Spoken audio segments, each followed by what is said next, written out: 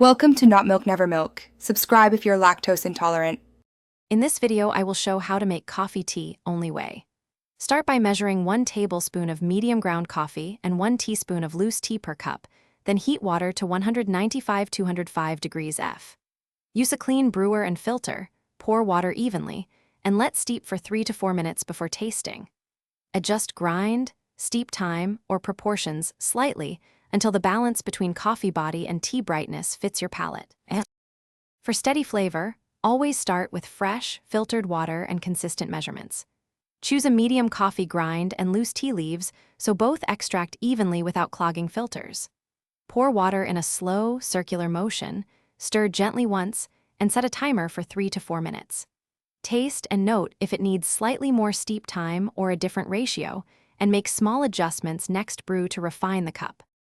If the cup tastes too thin, add 1 teaspoon more coffee per cup to increase body and depth, or drop tea by half a teaspoon if it's too astringent.